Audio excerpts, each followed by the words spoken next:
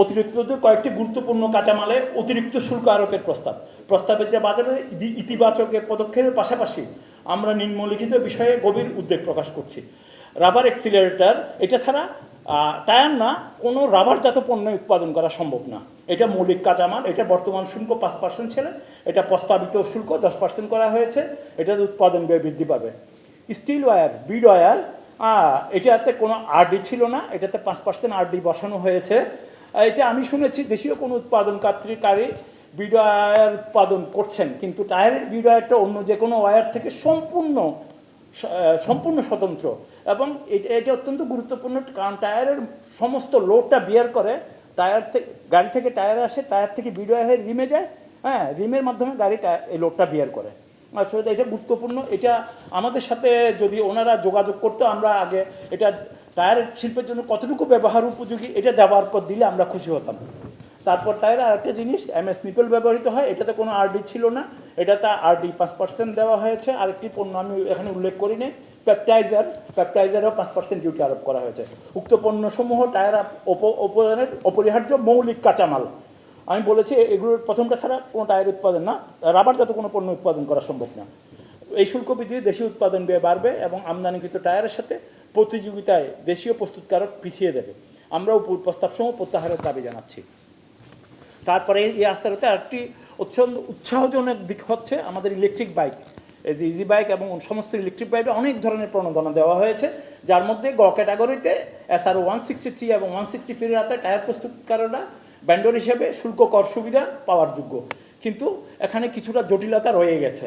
একটি টায়ার কারখানা বলছে যে এই টায়ারটা শুধু ইজি বাইকের টায়ারটা আপনারা ট্যাক্স রিবেট পাবেন, সমস্ত শুল্ক সুবিধা পাবেন, কিন্তু একটা টায়ার ফ্যাক্টরি একই কাঁচামাল দিয়ে সাইকেল টায়ার থেকে ট্রাক, বাস, এগ্রিকালচার টায়ার সমস্ত টায়ার বানায়।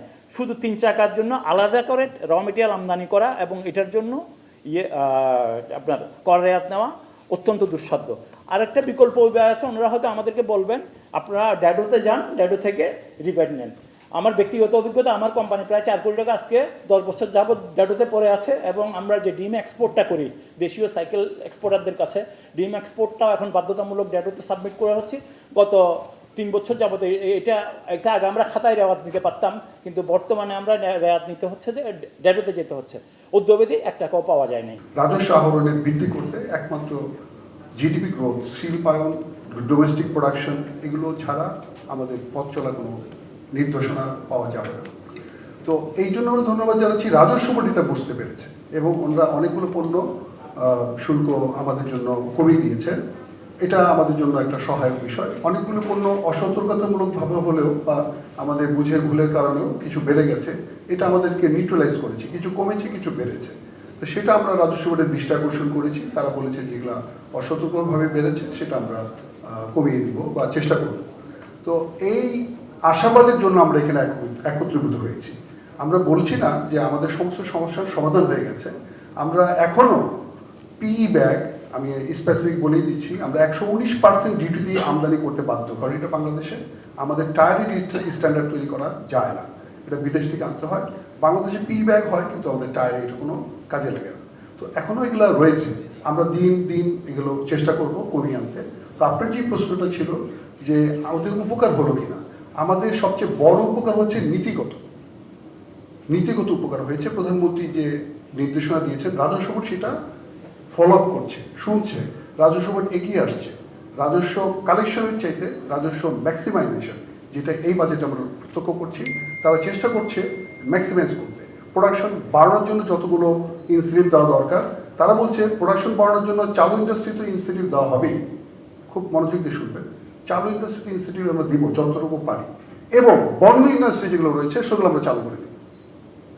ভেরি ভেরি অপটিমিস্টিক, খুবই সুন্দর প্রতিষ্ঠান। তবে আমাদের সমস্ত সমস্যার সমাধান হয়ে গেছে সেটা আমি যুবকদেরকে বলবো, সেরকম এখনো আমরা দ্যাট্রিং নোটে ঘোষণা দিব না। সমস্যা থাকবেই, আমরা দিন দিন এগিয়ে যাব। তবে কিছু সমস্যার সমাধান হয়েছে যেটা আমাদেরকে নীতিগতভাবে আগিয়ে নিতে সহায়ক হবে।